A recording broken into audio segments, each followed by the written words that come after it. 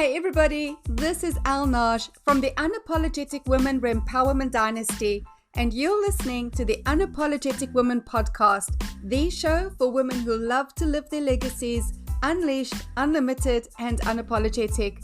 If this is a space you are curious about, visit unapologetic-woman.com.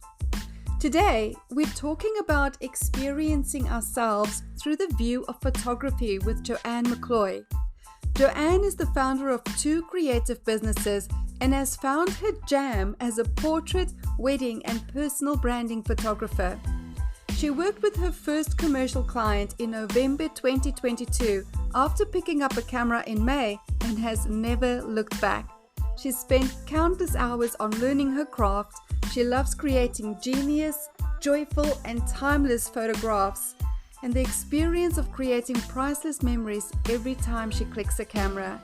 Thanks so much for joining us. This is Joanne McCloy. Awesome. Jo, you are my oldest friend that I have interviewed on this podcast. It's really interesting for me how majority of the ladies thus far that I've interviewed are fairly recent to my world. And when I thought of, they're all international, and I really want to bring New Zealand into the conversation, you're the first woman that came to my mind. For various reasons. Number one, your personal evolution that I've witnessed has just been astonishing. And such a blessing to have witnessed that and be, part of that evolution. And also, you're one of those unapologetic women that don't need to be in somebody's space all the time, but you're always there, if that makes any sense. So thank you so much for agreeing to be on this podcast today, and welcome to the Unapologetic Women space. Absolutely. Thank you so much for having me now. I just can't wait to chat with you and see where our conversation goes today. So thank you for having me. Absolutely. So I like to always start with, what does it mean for you to be an unapologetic woman? To show up, I think. I think we go through life and we're often here to, we're people pleasers. I'm a Libra and I always like things to be in balance. So I think as a woman, you constantly go, okay, how do I get things even? How do I go through relationships that are balanced? And sometimes that's sacrifice on your own part to make someone else feel good. And so I think as an unapologetic woman, I think we need to take the time to reflect on us and to kind of go, what's important to me? And if my cup's full and I'm fizzing, the rest of my life will fall in order. I think often we can be doing things for others, forget about ourselves, and then you start to wonder, why are my relationships not as buoyant and bubbly as what they are? Why is it that what I choose as my career is not fulfilling me anymore? Why is it that, you kind of just feel, I don't know how you kind of describe it, I'm going through the motions, but nothing's sparking my fire. And so, for me, that's what I've kind of gone on that journey, had heaps of life experiences and, losing my brother and then my dad to suicide and those kind of things. And it just puts life in perspective. Mm-hmm. And, you go through the grief process and that looks so different for so many different people. And there is no right or wrong, and you just have to write it out. And, at times you're kind of going, if I get through the next hour, I'm doing well. If I get through the next week, it's even greater. And then you kind of just realize, someone said to me once, they said, grief never goes away. It just gets easier with happy memories. Yeah. And it's always something that's kind of stuck with me. And so about only 2 years ago now, I was very lucky. After my dad died, my grandparents both passed away in quick succession to that, and I was very fortunate to be left some money by them. And I kind of sat on it. And then one day out of the blue, I just went, bugger, I need to do something for me. I need to feel fulfilled. And, I had a marketing company and I had other creatives, and they were the creators, not me. I might have had an idea or vision, but someone else was creating it. And I went, no. I need something for me that makes my heart sing. And I'd never dabbled in photography. I had a camera, done our way thing, took some snaps, loved it, but never really thought of it as a career. And then this one day I went, you know what? I need to do something for me. So I don't know how I stumbled on photography. I think sometimes life just evolves, and I then bought a camera, and then this thirst for knowledge started to happen. And I went, oh my God, I spent so much time researching, doing online courses, and a lovely gentleman in Christchurch by the name of John Foster, who's been amazing. He's so talented and he just shares his knowledge so freely. And then it kind of snowballed, picked up some clients, and I guess kind of now the rest is history. But what I do notice though is women, we're not seen in photographs. We're not visible. Like we're always the one on the other end of the camera taking photos of people, but we're not actually in them. And that's what I love about what I do, is that it's about recording history. Our every day today is priceless memories tomorrow. So whether that's you in your dressing gown, making pancakes for the kids on a Saturday, or walking around the garden in your nightie with a hose, like I can do, like you kind of thing, that's all every day. But we need to be seen as women, and we need to make the space and feel the time to do that. And so whatever that is, I think, whether that is in your career and your family life, like if you can spend the time to work out what's important to me and what makes your heart sing, life's easy. You're excited, you're passionate about whatever you kind of choose to venture into. And yeah, I just think for women, we just have to be seen. We can't keep going under the radar and going, oh, I'm too thin. I don't like my hairstyle. I don't like my makeup, or I don't like my facial expressions. Cut the crap.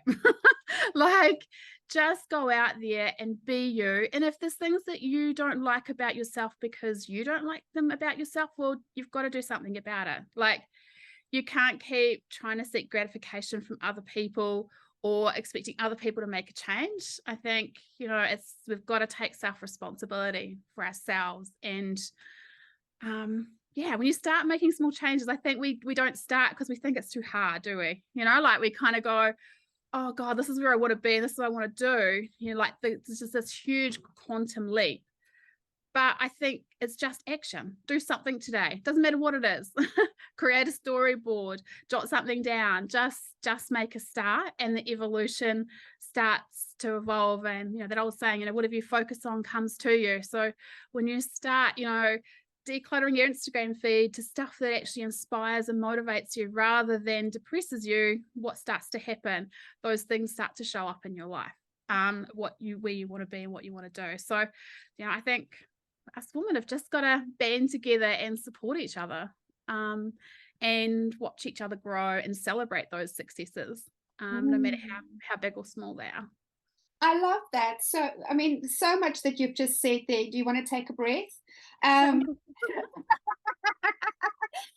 passion is so real, right? And I can feel that in you, and it just goes everywhere. And I love that. And it all comes down when I listen to you. It's a journey that you've just taken us on that comes back to being seen. But it comes from being seen by self. And like I said, if there's something that you don't like, do something about it.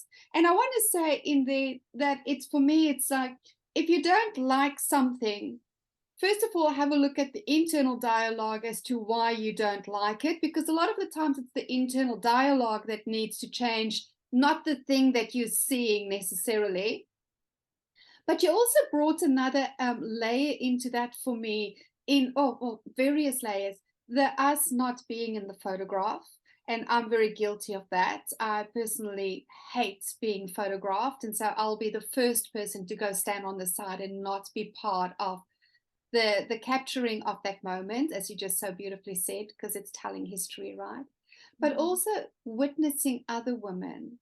So it's allowing ourselves to be seen from within ourselves and allowing ourselves to be seen through the eyes of another, but then as women to see each other as well.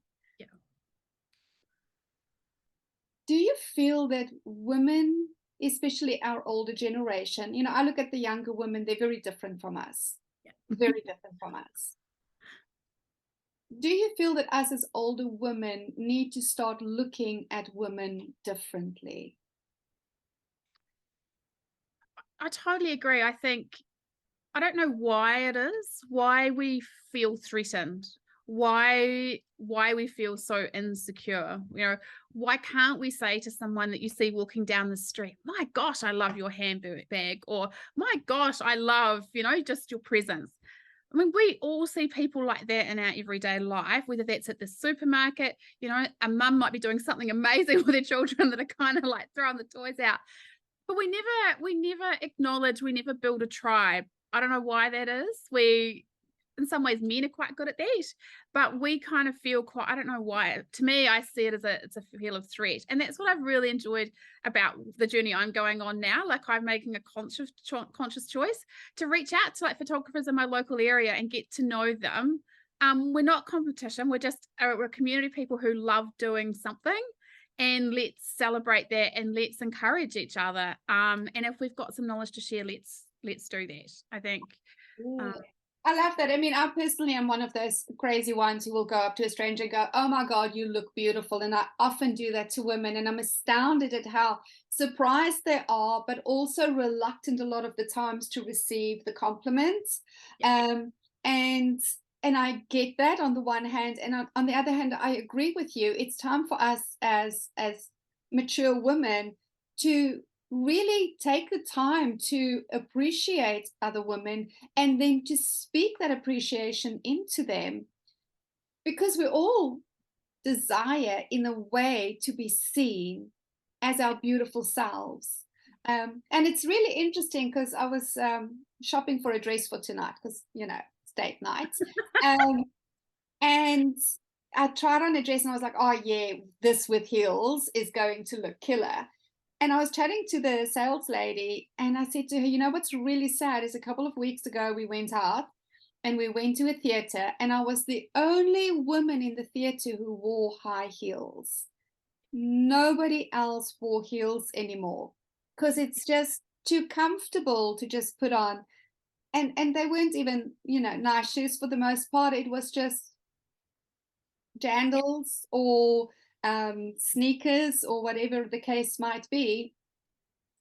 And then I wonder, is it because we as women are not acknowledging other women when they really start showing up in a way? Because we stand out, right? If we are still taking care of ourselves and we put on the heels and we put on the dress, we stand out in what has become the norm today, instead of that used to be the norm.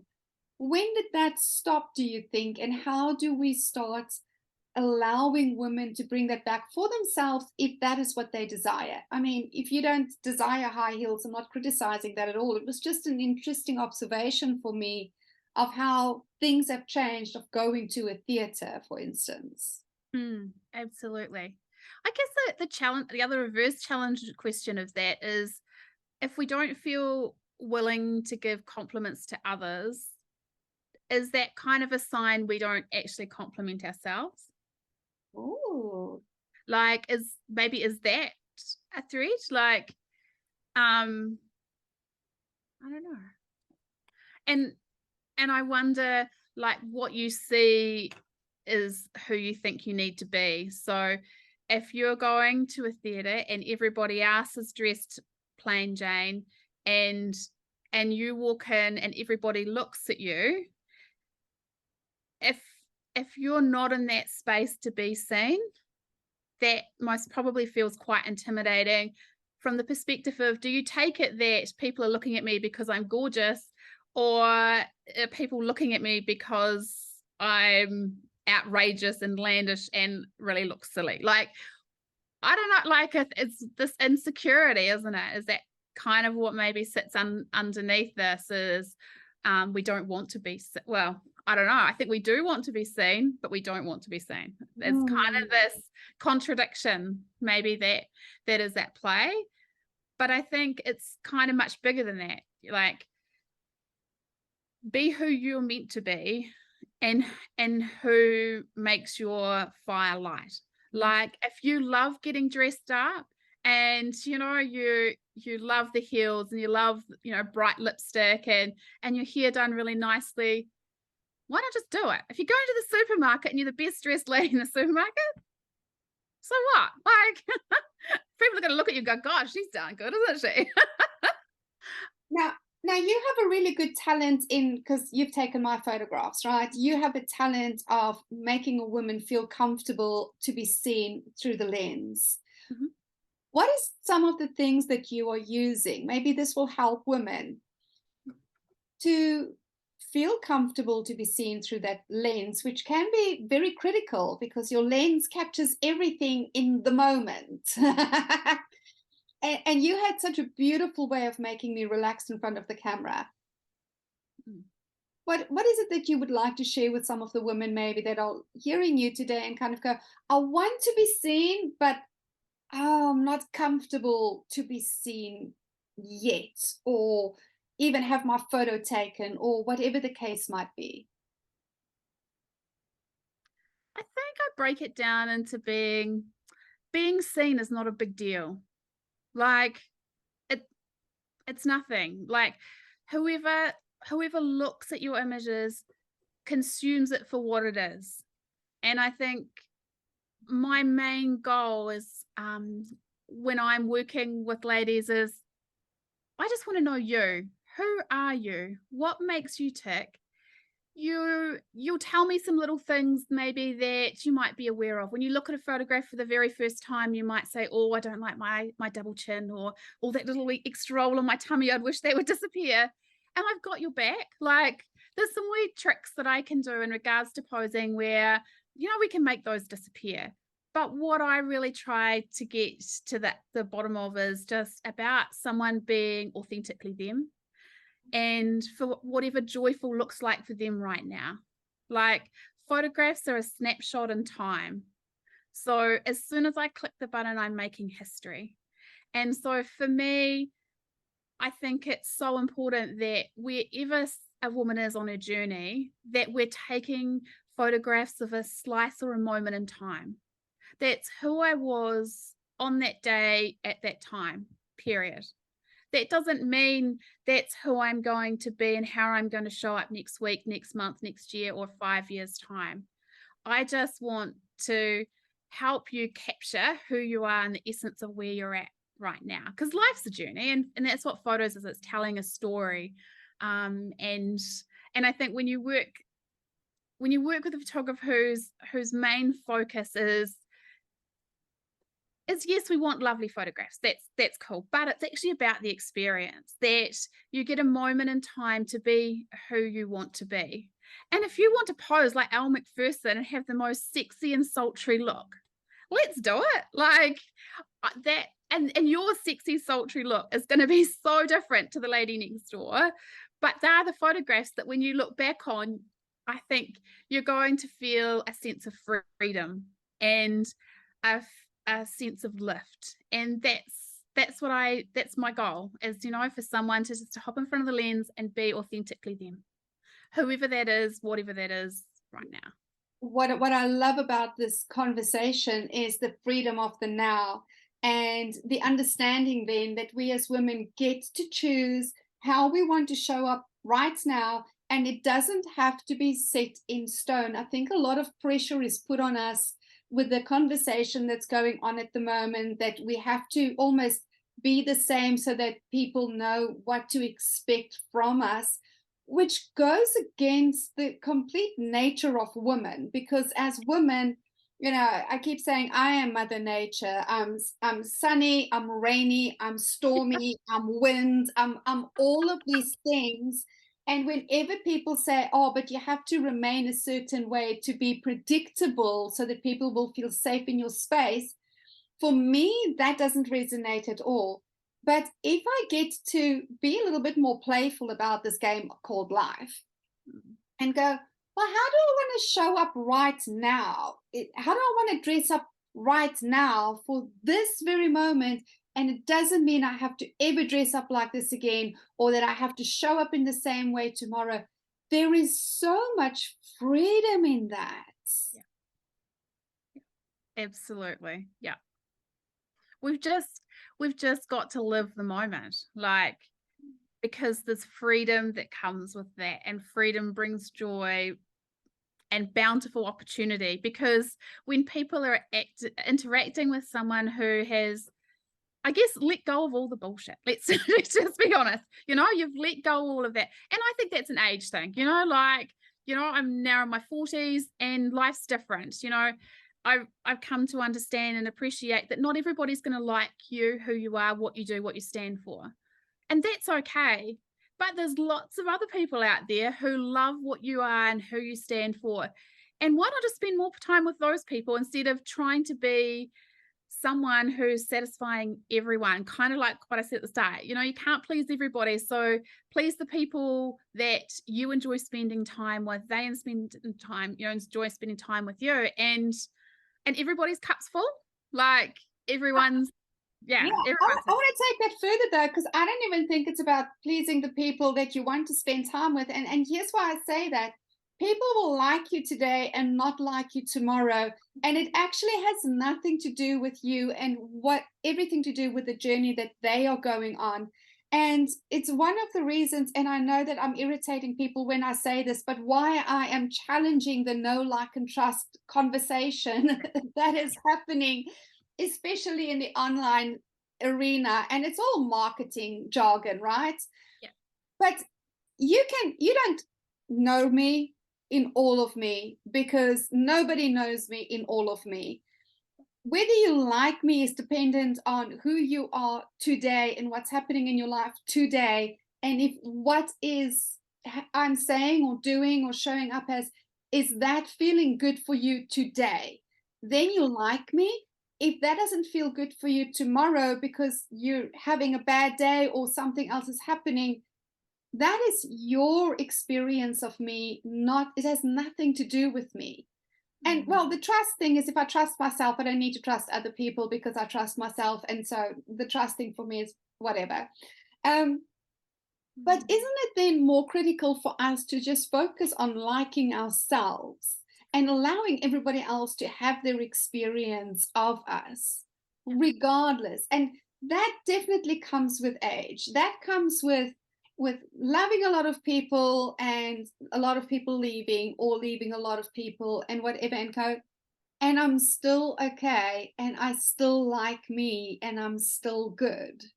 Yeah, I totally agree. I think I don't know, like, for me, it's kind of just getting comfortable that people come into your life, they serve a purpose, you have shared experience, you both love it, and life just separates apart, and there's no event, nothing's happened, but it's kind of like, okay, we may reconnect in the future, but for me, I don't feel I need to be sitting on top of someone else to have a deep-rooted relationship. Like, I feel comfortable in myself to go, it's a kind of a little bit like long tentacles, that I can be me, you can be you, and we both, I guess, have interactions and touch points and go, wow, that was good. But we don't need it every day. Like, I don't know, kind of how you kind of put that, but it's, yeah. There's not that neediness. You don't need validation of the relationship. And in a similar way, I have so much appreciation for people who will never come back in my life, and who I, quite frankly, don't want back in my life, but they still played a critical role in creating me as I am in this exact moment of time, and the choices that I've made that got me to this point.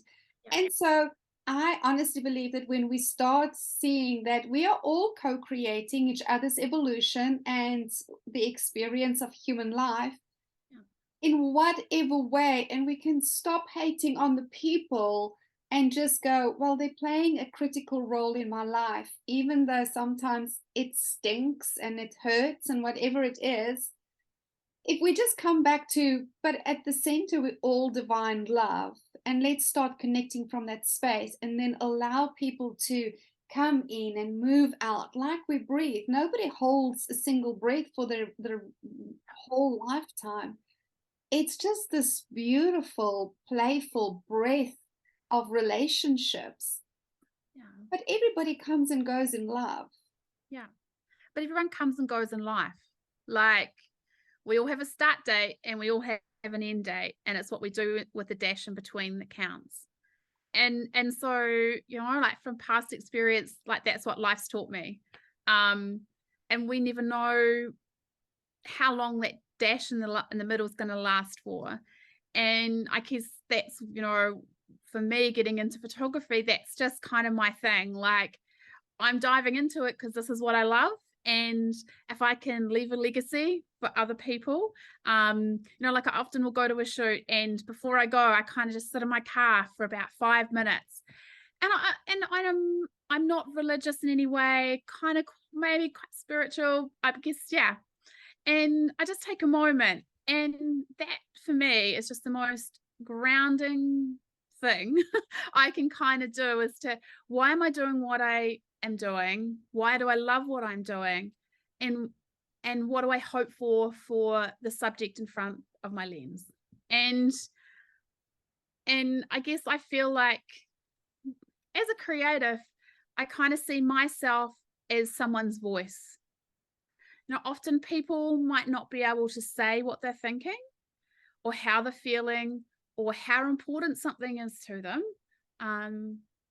But I kind of feel that if you can take that energy and use your skill and creativity and the people skills that you have and the environment that you're in to help people tell their story via me, and that for me is just so fulfilling, is just letting yourself just get to a place of calm. And, you know, how can I tell this person's story? How can I be this person's voice? And that's just the most, yeah, special thing. You know, like when I was on the beach with you, like I will never, ever forget that day. Being on the beach with you, and, you know, when you held that wine glass and it was halfish full, and there was this surface on the beach. And that guy just walked out into the surf with his surfboard. And I didn't even really see you. All I saw was you holding your glass, and the surfer appeared in my glass. And it was just like, that was my brother with me on that day. Oh,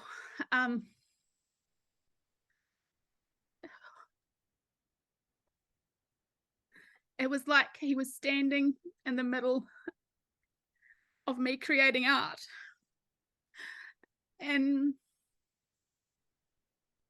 I guess, you know, when you have a moment in time when you go, how do I know I'm doing the right thing? Or how do I know I'm living my dream?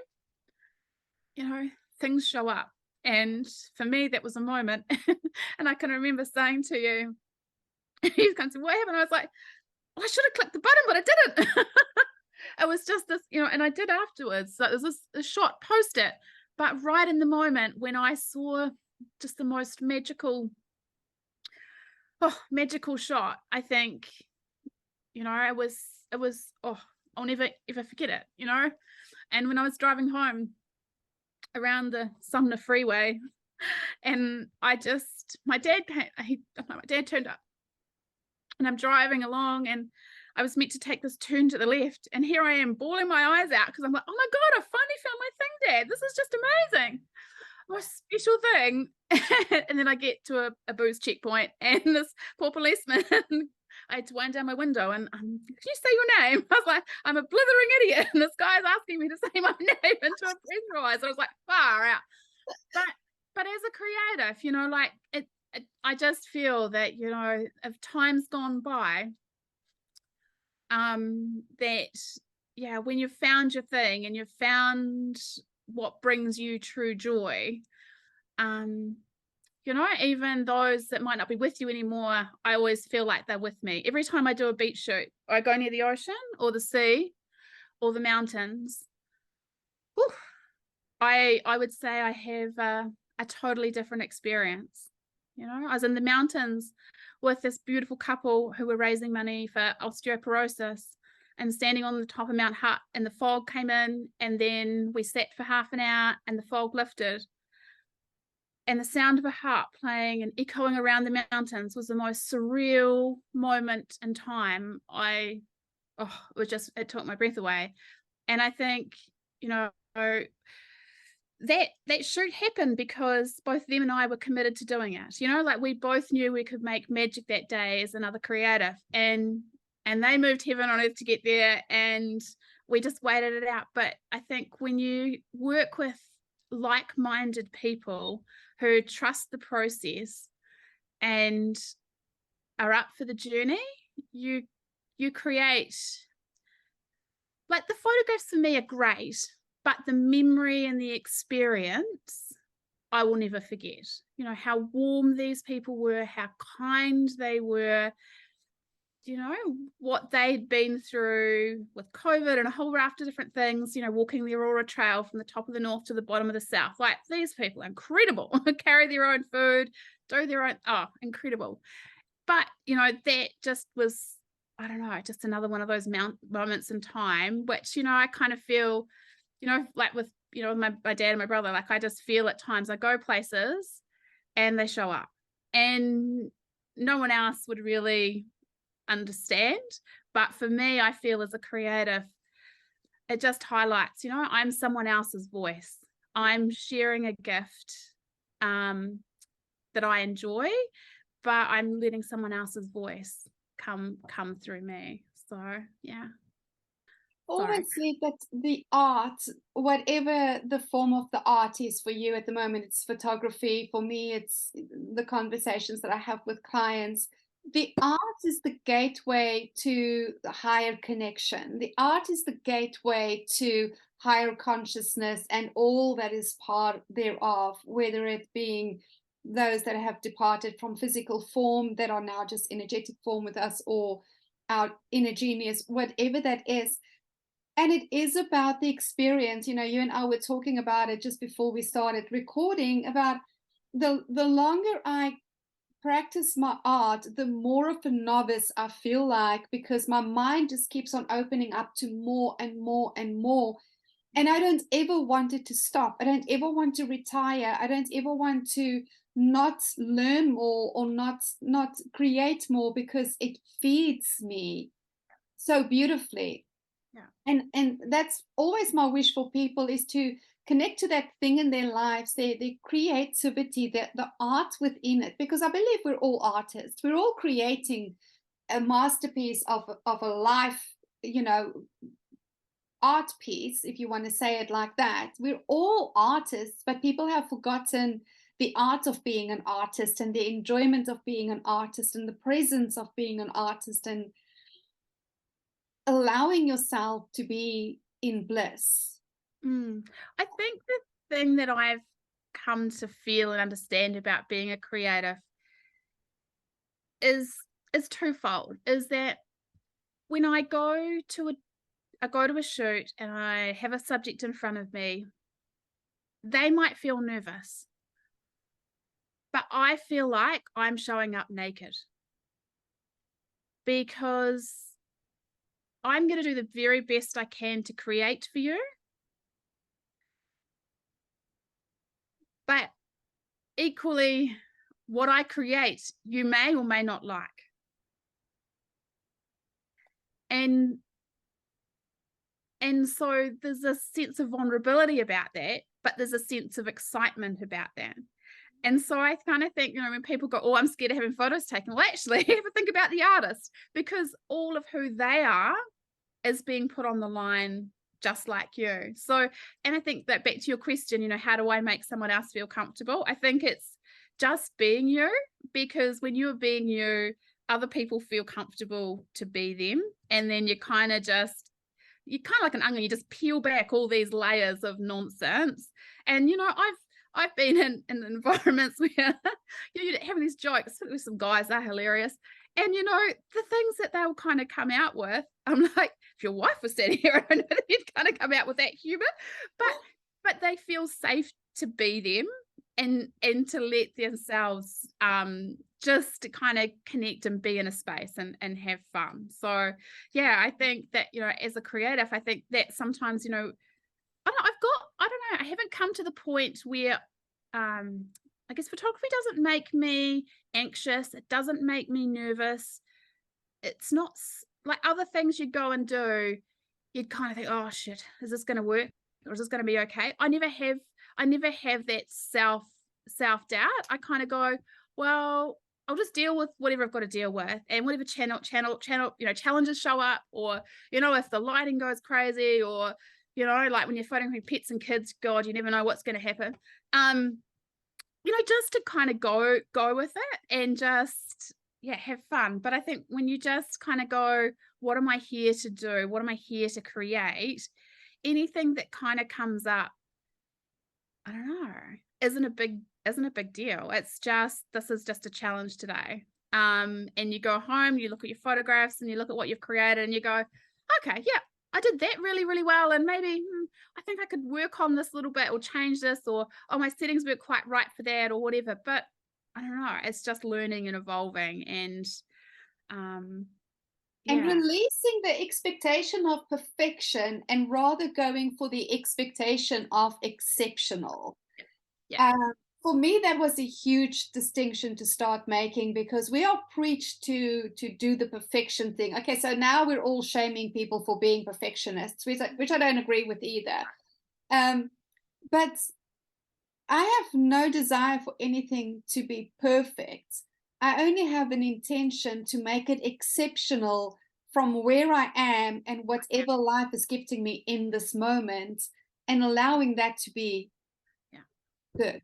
Yeah, that's my standard. You know, like every time I go out on a job, I'm like, all I want to be is better than I was yesterday, accomplish more, overcome a challenge seamlessly that I might have found kind of was a wee bit of a block last time. Like, I guess it's easy to see, you know, you look at other creatives around the world and you might look at their Instagram feed and you're like, oh my God, they just produce amazing work.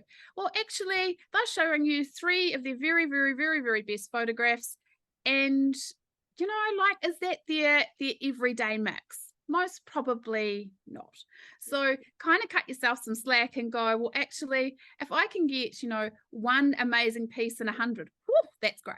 And if I can, by the end of the year, if you can get that down to 1 in 30, 1 in 20, that's huge, great progress. And then next year around, you kind of go, what's my improvement? What do I want to kind of work on? Like, I don't know, just be you, do you, you know, like. I think that's it. I think that encapsulates everything today. It's be you, do you. Because at the end of the day, but then again, you have to take the time to figure out who you are. I just want to say that as well. You know, because a lot of the times we say, oh, be you, do you. And most people go, yay, who am I? Like, you know, if I don't have my job title or my family title or whatever that is. And I think that is that's the gift of growing older. Is, you know, we've made growing older for a long time such a bad thing. But the gift is you get to know who you really are. You don't know who you really are in your 20s. You know who you are as a 20-year-old. But when you go through life experience, you get to see how you respond in life and how you grow in life. And it's almost as though you get to peel back the layers of conditioning from your mind until one day you kind of go, oh, there you are. Yeah. I remember that. Yeah. And I think through experience, I've kind of created a filter. Like, just don't sweat the small stuff. Like, is that really going to matter? Or I kind of say to myself, you know, someone might be having a bit of a hissy about something, or I might be having a hissy about something. And then I go, well, actually, is this life or death? Is someone actually going to die out of this? No. Okay. Right. Let's just put this back into perspective. Does it need all that energy? Does it need all of that angst?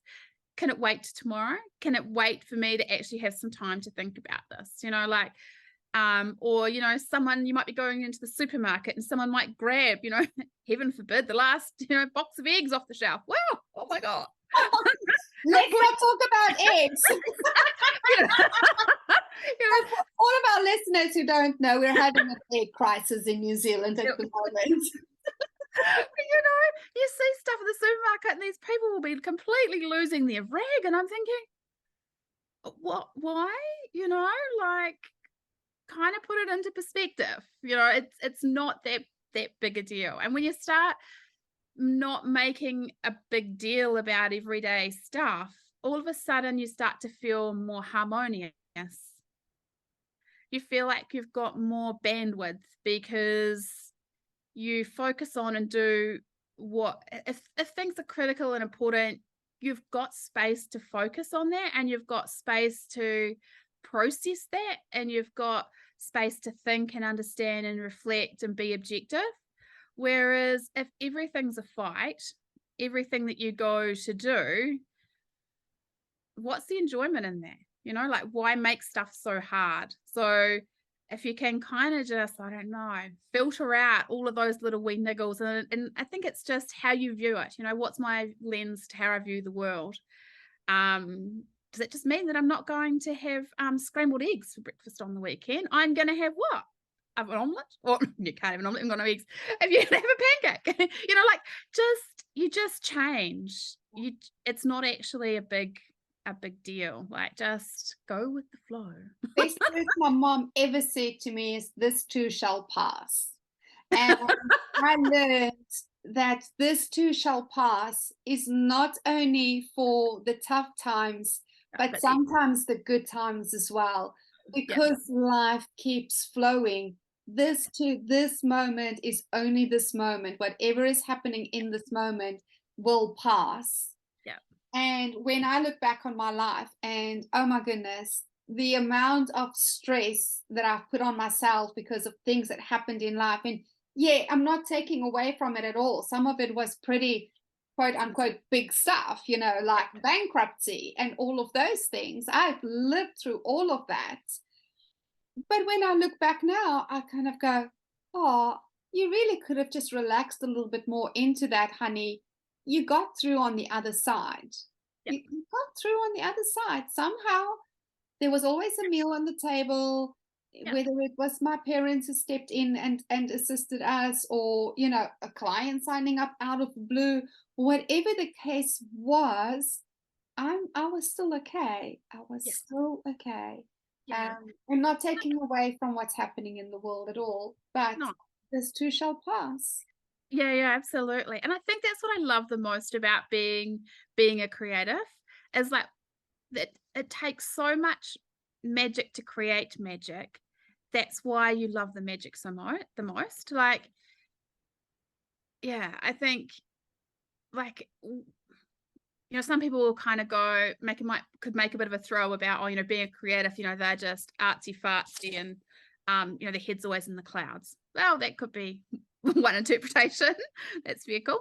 But I think when you're being creative, there's so many things that align to create magic, you know, both in a physical terms and in a psychological and in your environment. And I think you know exactly that. Like, you're about to create magic, and no matter what, you're never going to be able to repeat this again. And I think that's what makes being a creative so special, is that moment in time where everything aligns is just, it's just bliss. And that fuels why you do what you do. You know, you just want more of that. You just want more of that magic where everything just aligns and you're having fun and it's easy, and it's juice. It's the juice of life. Yeah. It's cool. What do you take an unapologetic stand for in the world?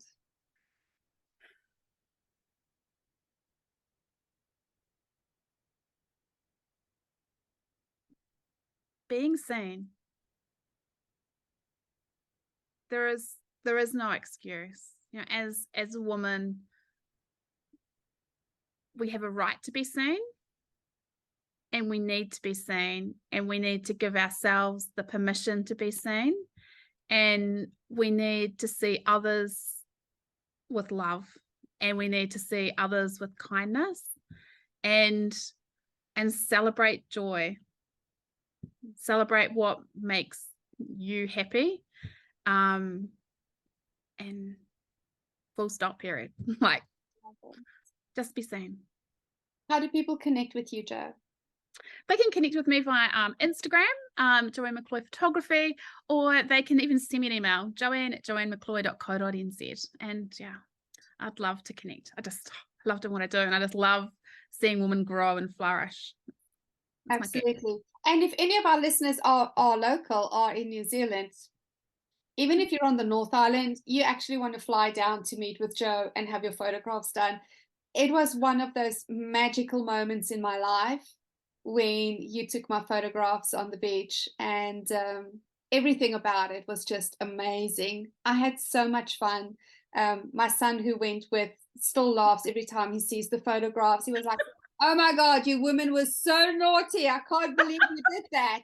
And I think that for me was probably when I started coming out as an unapologetic woman, because we didn't care about everybody else on the beach. It was just, I want to express the joy that I feel every single day, and to hell with the rest, like to hell with all the taboos. Jo, my darling, thank you so much. This was an amazing conversation, as always. And to the ladies who are listening, thank you for joining us. Thank you for your time invested in us, and connect with Jo. It will be life-altering for you. So until next week, when we will have another riveting conversation, don't forget, we get to live our legacies unleashed, unlimited, and unapologetic. Have an amazing day further. Cheers.